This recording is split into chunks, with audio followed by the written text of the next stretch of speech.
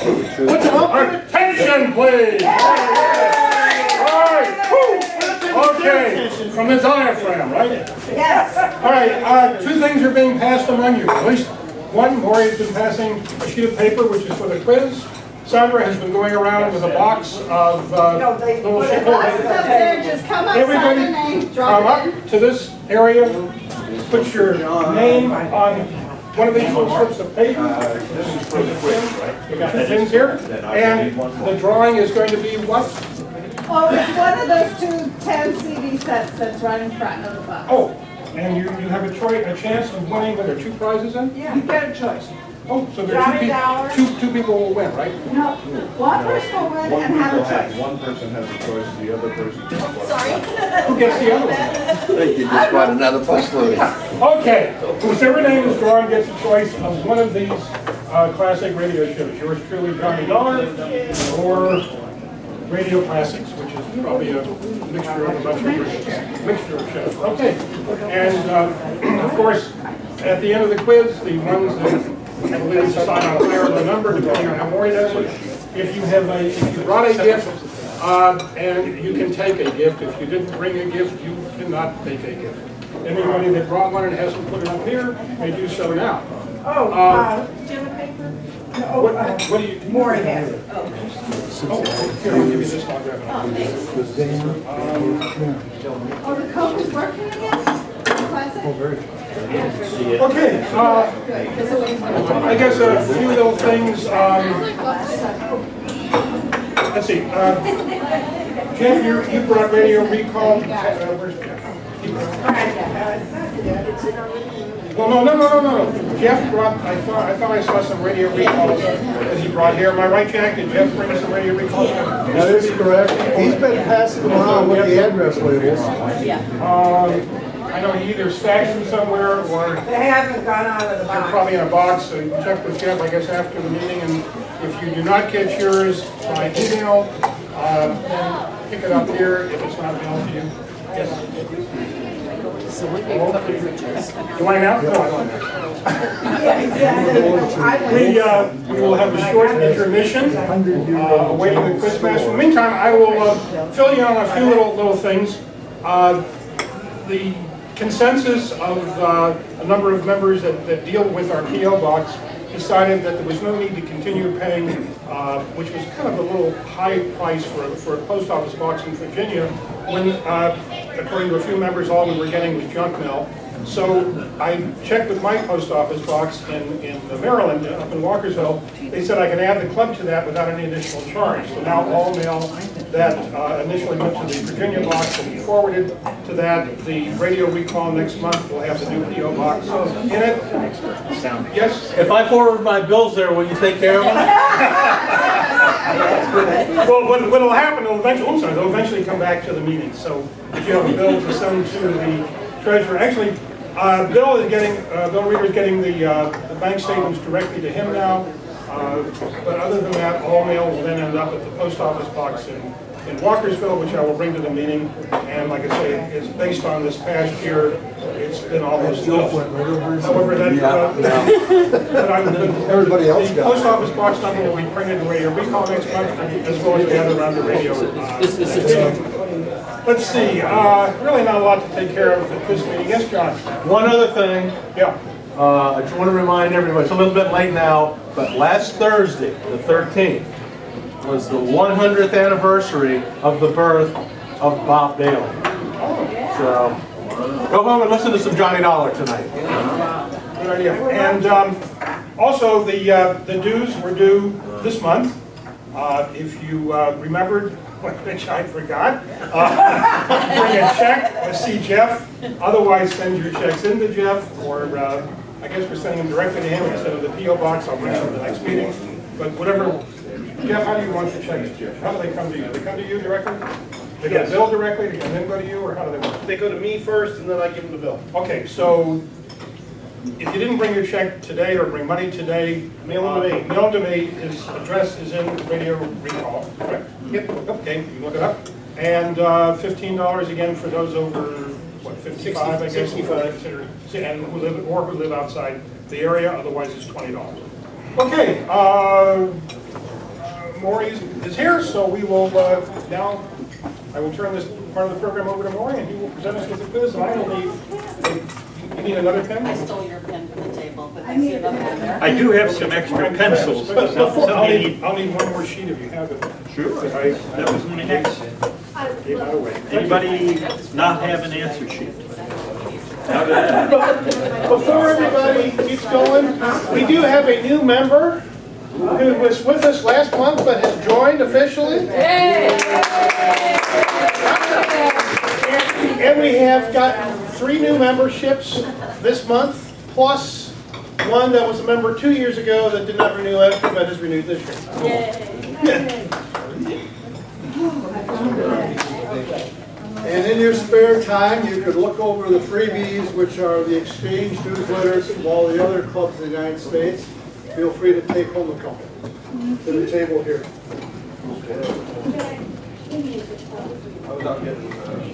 Okay, Maury? Why are you telling me that? I don't know. I give you my form. You look like you know people. Yeah, here's one for you. There you go, folks. Mary didn't get a form yet. You want me to give you mine again, and I'll get another one from Maury? Maury? Take Fred's. Another one, please. Troublemaker. I gave one to Mary, because she gave her. This is serious business. I'm going to require quiet. He does get a form. I do this one because I get very, He needs one of these. Old-fashioned. Mary took mine after she gave hers. Jack stole it from me. Jack stole it from me. Certainly the press. I'm going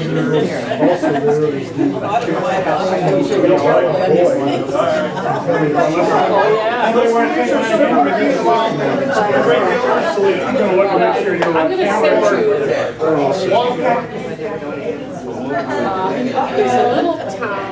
Yes, ladies and gentlemen, it's time once again for Kate the Quizmaster. Brought to you twice a year by the Metropolitan Washington Old Time Radio Club. I'm following in the footsteps of some noted quizmasters of the past, Jack French, Edgar Farr Russell III, Mark Bush. At least one of those gentlemen had to be escorted from the building with armed guards. We're hoping that won't be the case this time. I've made a mix of questions here. Some are easy. Most, I think, would be classified as moderate. And there's one stinker. So, we'll see how it goes. Are you I'm willing to ready? bet that there's more than one stinker. Right now, I'm going to bet there's more than one stinker. Okay, if you're ready. One of the most popular crime drama shows opened with this theme.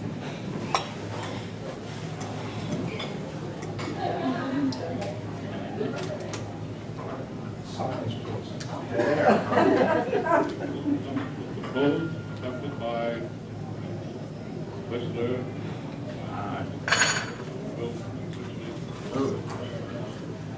This is one of those machines that you insert the cassette upside down. Yeah, probably.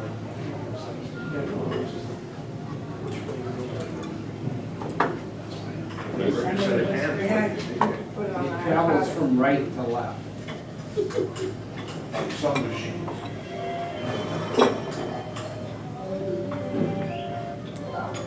Is that the theme you're thinking? No. It sounds like it's. Oh, no. Thought I had one. Well, this is great to start off with a technical difficulty. Hum a few bars for us, Warren. I think I hear him saying is take a break while I figure this out.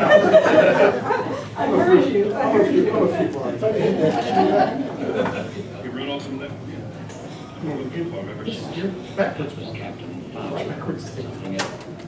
Go on. Jack was kind enough to bring this So I was checking dinner. because I don't have a copy of it. So I haven't had a chance to cue it. So you know at least one answer. Oh, the wind is blowing. I think everybody was Really telling us to take Not over. for this club.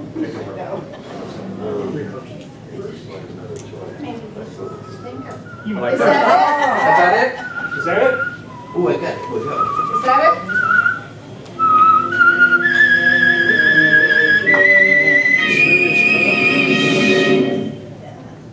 Okay, and that's the stinker? No. All right, that's question one. Question number one, what is the name of that show? For extra credit, and there are 3 extra credit questions here. For extra credit, who performed this opening live each week for the show's entire 13-year run? Put your pencils down. Freddie the Teacup. I don't want to have to send you to the principal's. Been there, done that. Okay, question number 2. Everybody knows Throckmorton P. Gildersleeve was the water commissioner of Somerville. What does the initial P stand for?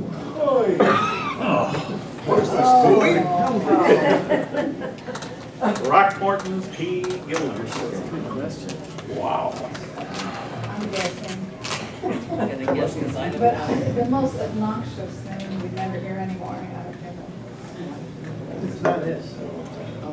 Okay, question number 3.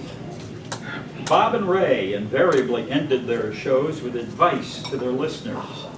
This is Ray Goulding reminding you to write if you get work. And this is Bob Elliott reminding you to da-da-da-da-da.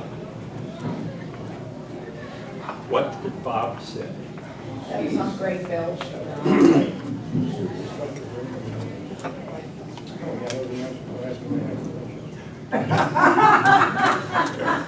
Question number 4. One of radio's beloved characters was absent for more than a year from the show, which contained her name because of treatment for alcoholism. Name her. Name the show? The character or the The person? character.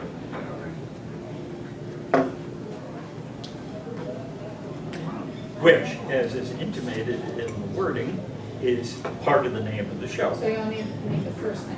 I would like the late, yes, the name of the person, right? You know, Mark always makes good scores when he's not feeling good. So that's Well, I figured something like that's that. the reason he's not here. Yeah, Yeah. He's trying to avoid the quiz? No, No. fell. Oh. okay. Question number 5. A pioneering radio journalist who made World War II come alive for his American audience began his broadcast from the British capital with the words, "This is London." Who was it? This is when you. Extra credits for his middle name? Is that the hard one? No. Oh, come on. Nice Spelling try. doesn't count, right? Do you know what his middle name was? Yep, I'll tell you later. How about his real name? Okay. Question number 6. One radio quiz show had a unique format on which the following words were often heard. I have a lady in the balcony, doctor. Oh. Name that show. Oh.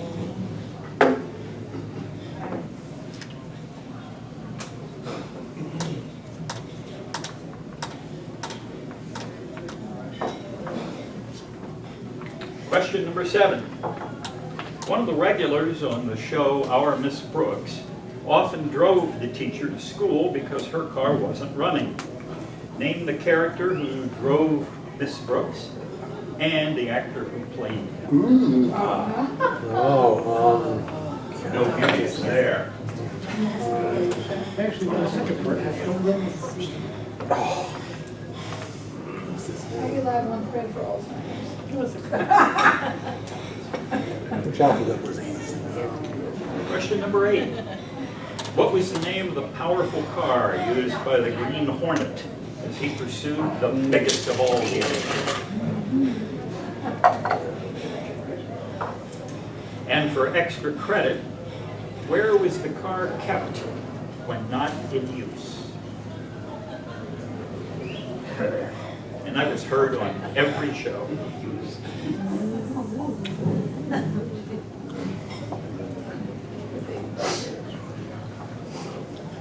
Question number 9. Bob Burns was a popular entertainer of the 1940s who based his comedy routines on a hillbilly background. After 5 years as a regular on Bing Crosby's Kraft Music Hall, he had his own show. He was a talented musician who played an instrument made out of 2 pieces of gas pipe. The Army named it shoulder-mounted anti-tank gun after that instrument. What was the name of Bob Burns' instrument? That's number 9. That is number 9.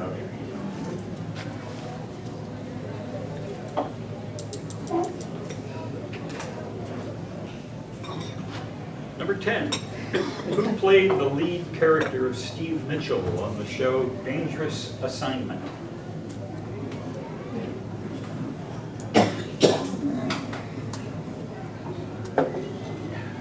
Probably have more to cable for the answers to like 12 of these.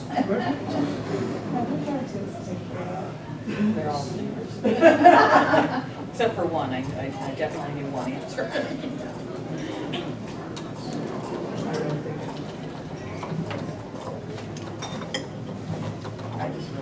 Number 11, I'm going to play part of a vocal recorded in 1931, just before the featured female singer started a major radio career. Who was she?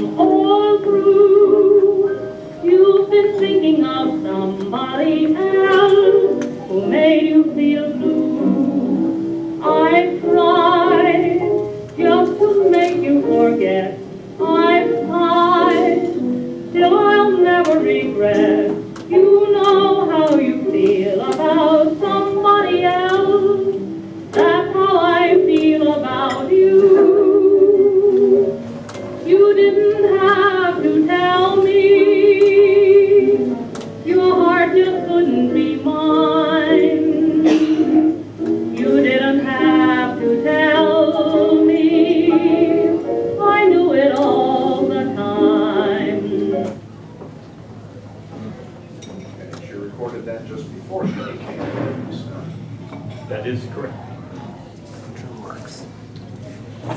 12. Everyone knows the famous October 1938 version of War of the Worlds, staged by Orson Welles. The question is, what was the name of the program on which the radio version of the H.G. Wells science fiction classic appeared?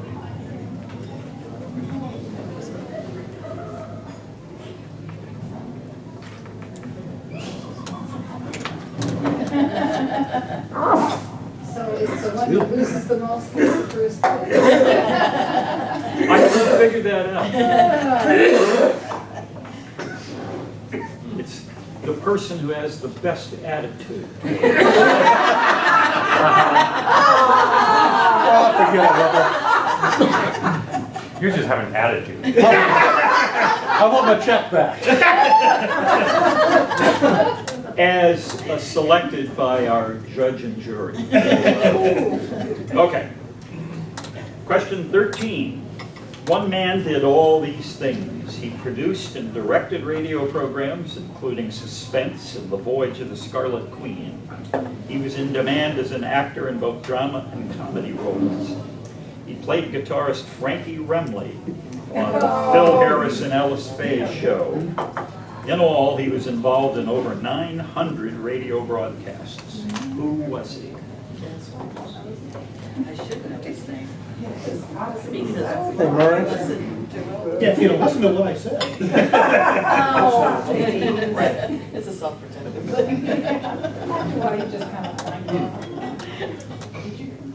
What was question number 12? 12, everyone knows the famous October 1938 version of the War of the Worlds, staged by Orson Okay, what Welles. about 11 then? I'm missing something in there. Something. The singer. The singer. That was the singer? That's 11. Okay, then what was 10? Has he been mad? Who played the actor on Game Ten Changers? was Oh, who played the okay. lead character of Steve Mitchell on the show Dangerous Are we going too Assignment. fast for you, Somebody John? give him an elbow from time to time to keep him I think you away. might be next up. I think so. Are we on 14 now? Hey, Should I get hey, coffee? just cut me some slack there. Number 14 Number is next. 14. Thank you, jerk. I mean, Jack. 1-4. What's 13? Oh, don't do that. Oh, that's what we do. Who's on first? Too bad. You lost control. Question number 14. Which crime drama show opened with the sound of footsteps and foghorns?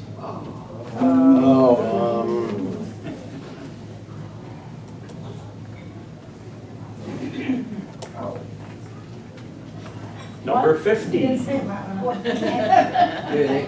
credit on 14. Yeah, extra credit on 14A. 14A. Oh, that's not. It's extra credit quiz chat. And who played that character? Well, it's 50. You don't have the extra credit. Hey, come on. There's no extra credit on 14. Oh, never. Why'd you mark it down? 14A. All right, write in whatever you'd like.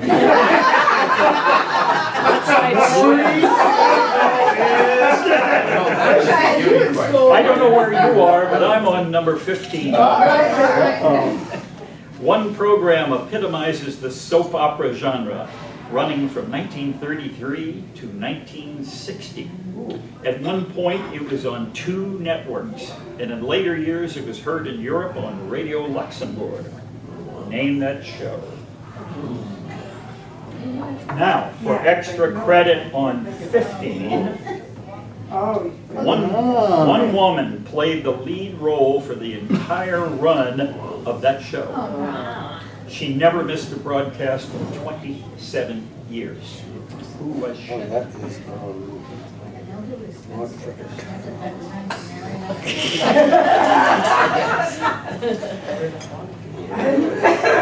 Number 16.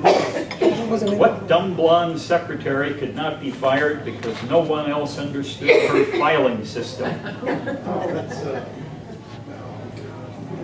You know who. Yes, I do know.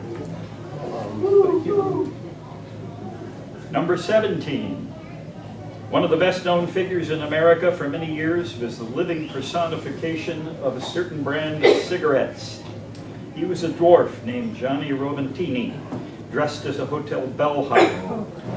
What were the famous words he used on every program? Oh, God. Which he said in his biography that he had used those words an estimated 1 million times in his career. Well, I bet when people ran into him on the sidewalk, they wanted One of America's most famous sportscasters called play-by-play baseball for the Cincinnati Reds, the Brooklyn Dodgers, and the New York Yankees.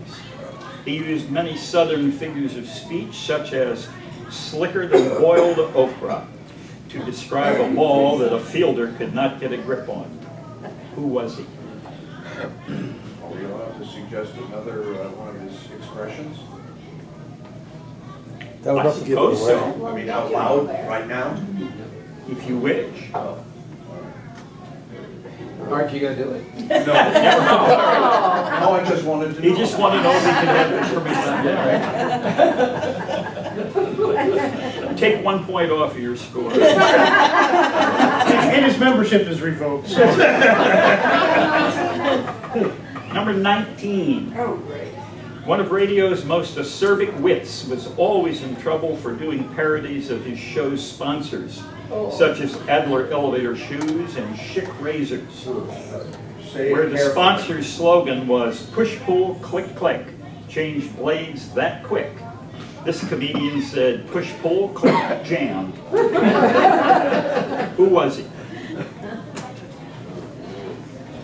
And number 20, which is the stinker. Says the guy with 12. Oh, really? I could finish that first. I grew up in a household where jazz and classical music were always playing. This radio show was filled with musical satire, and Radio Life magazine called it one of radio's strangest offspring. It featured Milton Cross as announcer, Dinah Shore as vocalist. It was primarily a swing and jazz show that lampooned the classics. It ran from 1940 to 1943, and then again in 1950 and 1952. What was the name of the show?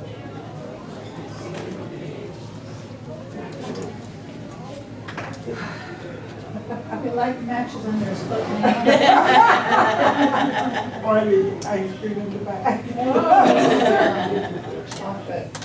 All I can remember is the subtitle, which was. Is everybody ready for Wait a minute. Could you repeat number 4, please? the Answers? Could you repeat number 4?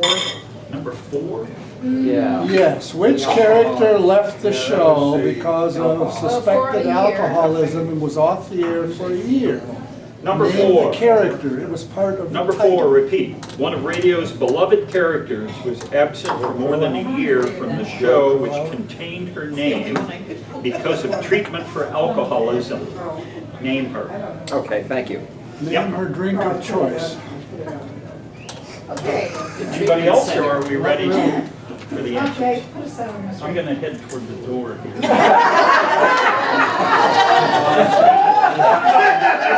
Want to bet? All in favor of fining the quizmaster $100? Finding $100 for the Christmas. Number 1, the answer is the Whistler. Whistler. I am the Whistler, and I know many things, for I walk by night. The extra credit, the lady who whistled live every show for 13 years is named Dorothy Roberts. Jack, know that? Did you know that, Jack? You know that, Jack? All I knew was it was a woman. Everybody Okay. That sounds like a thing. Throckmorton P. Gildersleeve. Yes, the P is? The P stands for Philharmonic. Sorry, it does. But I knew it was wrong. What was Edward R. Murrow's middle name? What was the R for? Since he knows. Was it Rudolph? Okay, number 4. Three. Ray Goulding would Well, his first name Close by wasn't saying, Edward. right, if you get raised. Oh, yeah, sorry. Bob Elliott reminded you to hang by your thumb. Best president of the United States is probably No, he was. Okay, number 3, hang by your thumb. Great bell. I love it. Number 4, the answer is Marion Jordan. Yay! Molly of Fibber McGee. Molly McGee. Yeah. From November 1937 to April of 1939, she was not on the show. And at that time, it was called Fibber McGee and Company And friends. during her absence. And friends. Fibber McGee and friends. Well, according to the book, it's Fibber McGee and Company. Okay, where's the savers? Please explain her absence. Was she like visiting a relative or something? No, they said she was ill. Oh, But they didn't say why. Oh. They just said she was ill. Number 5. And Number by the way, 5. that's when Mwotrc was introduced as a character. Ah. Yeah. So, Number 5, the answer is Edward R. Oh. Who often broadcasts from building rooftops during bombing by the German Luftwaffe. Somebody was going to tell us what the R's. I don't know. Yeah. You don't know? Ask him. What was his first name? I don't know. I'm here to tell you, my dad worked with him. What was his real first name? His first name? Do we have any corroboration? No, it wasn't. All right. Okay. Go. I can't remember. So how can you say? You're no? baiting us. Yeah. Number 6. Number 6. The answer is Dr. IQ, the mental banker. I have a lady in the balcony, doctor, which became a punchline all in itself and was used by many other comedy shows. Oh, yeah. Okay, number 7. Who drove our Miss Brooks to school? Walter Denton. I can't hear you. Walter Denton. Walter Denton, Played by Richard Crenna. played by Richard Crenna. Can you get a half point if you knew it was Walter but not Richard? That is correct. I got a half Or point for Richard, but not Walter. Yeah, I did the same thing. Okay. What was the name of the Green Hornet's super powerful automobile? Black Beauty. The Black Beauty. Yay. Where was it kept? In a garage. Abandoned This, building, huh? in an abandoned building near, near the, Oh, darn. Here's, near his apartment. here's the script from April 18th, 1943. A few seconds later, stepping through a secret panel in the rear of a closet in his bedroom, Britt Reed and Cato went along a narrow passage built within the wall of the apartment house itself. This passage led to an adjoining building which fronted on a dark side street. Though supposedly abandoned, this building served as a hiding place for the sleek, superpowered Black Beauty, streamlined car of the Green Hornet. TV show. Of course, when I was young and listened to this, I took it all just verbatim. It never occurred to me, how could a wealthy newspaper publisher live next door on to an abandoned building? Because he owned the abandoned building and he left it that way, I guess. Why would a wealthy publisher live in an apartment and not abandoned? Number 9. What was the name of the instrument that Bob Burns was famous for playing? Bazooka. The bazooka. Yeah. That's where they represent Who played the lead character Steve Mitchell on the show Dangerous Assignment? Again, Maury. Brian Donlevy.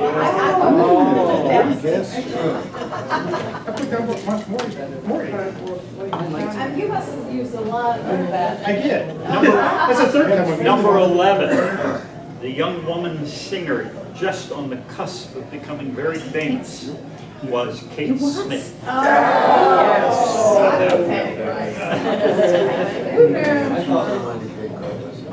You got it? Good for you. I got it.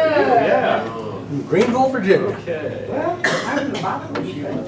Greenville, What was Virginia. the name of the show that Orson Welles used to present his version of War of the World? Mercury Theater of the Air. Yep. It was not Campbell Playhouse at that time. No.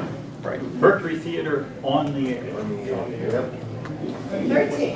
Number 13. One man did all these things.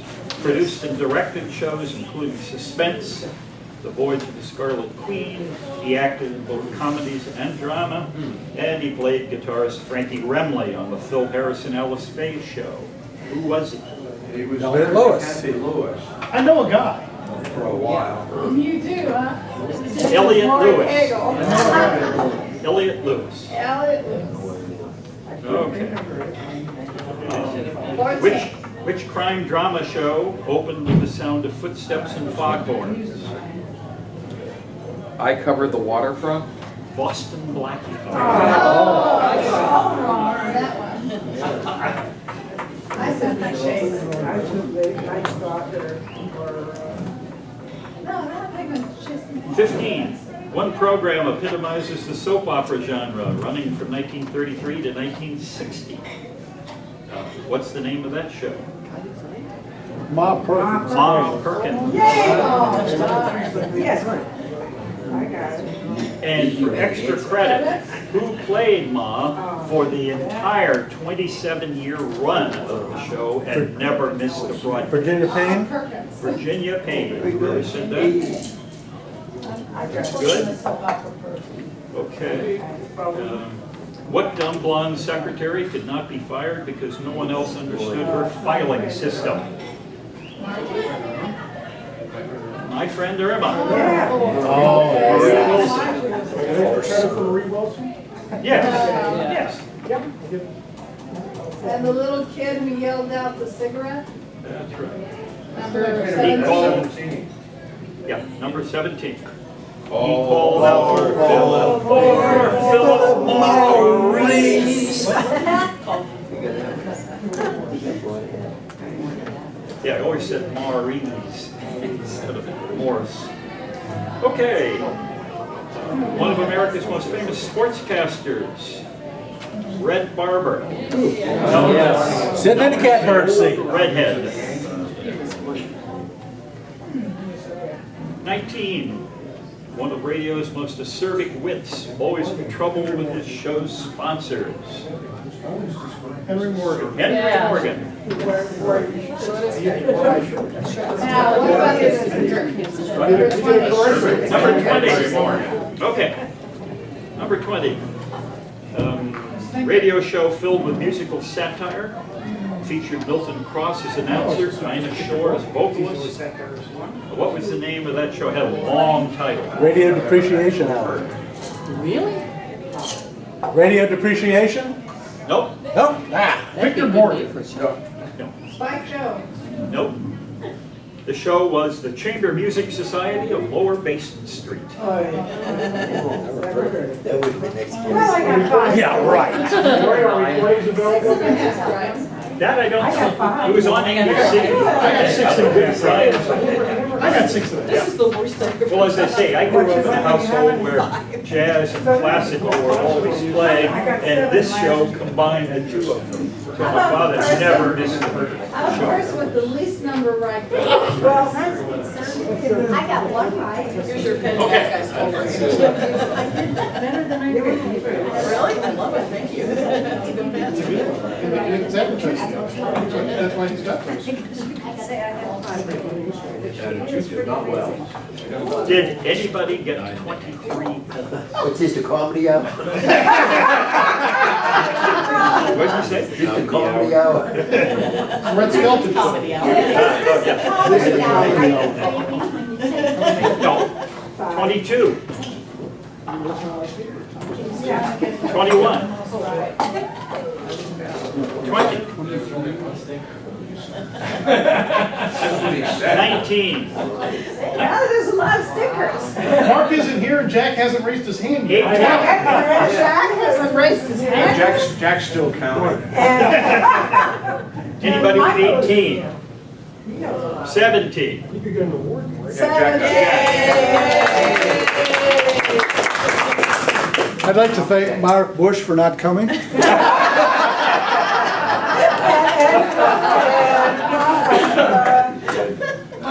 16. 15. 14. You get below 10, will be more likely. 13.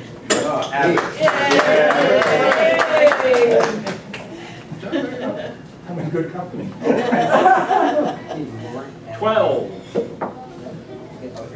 11. You You got 11? Yeah. Good. Are you part of the gift? No. I just wanted to find out, where I fit. 10. I didn't bring it. 9. 9. Hey. 8. Oh, 7. do 6.5 because he got 6.5. 6. And a half. And a half. Yay! Are you We did. eligible for a drop? Okay. 5. Yay! I had to share this along with my wife, she helped me along with what Oh, I'm sorry. Here. I'm sorry. 4. 3. Oh, I knew that would be yours. One. Okay, That's not my hair. that's it. There's no more kids today. Looks like Frank. Thanks a lot, everybody. I really want to thank Marty for an excellent quiz.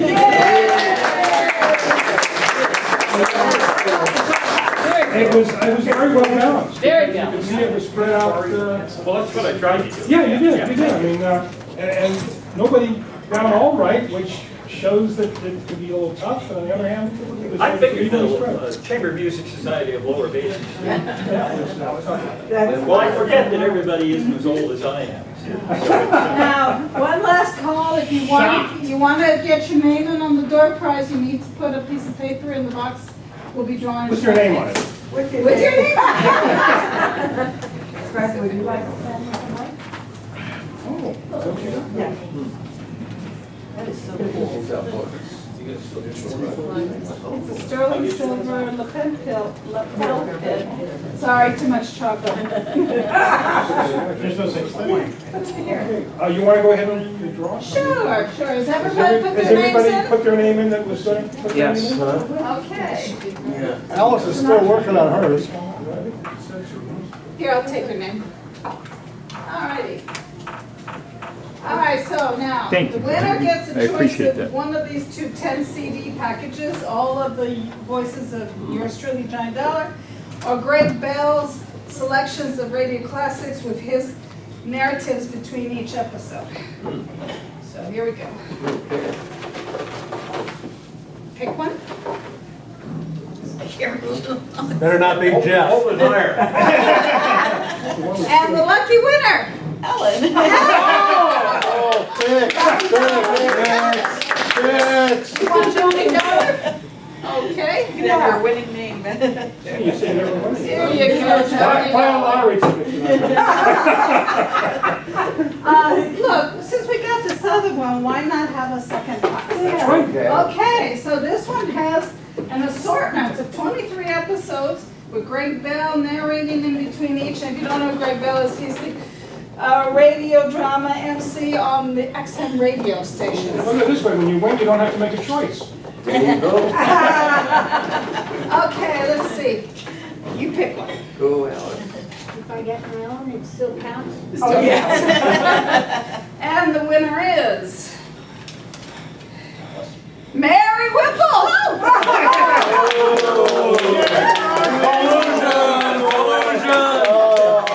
We're gonna beat Maury out the door. They check the rest of them to make sure they all have their name on it. Jeff wrote it, so you have to blame him. I guess we have the room, I'm not sure, till 1:30, 2 o'clock, so I just have relax, no go back. idea. Go back if you want, get some more dessert, get something more to eat, unless there's anybody that can think of Well, can anything. I make an Oh, announcement? sure. I actually have, this is like the rarest of rarities, a paying gig for a sound effects person. And what this is, I'm going to tell you about a play that's been written by Tina Chansey. She is the founder of a group called Hesperus, and she wrote a play called Max's Wonder Palace. And it depicts a vaudeville show in 1907.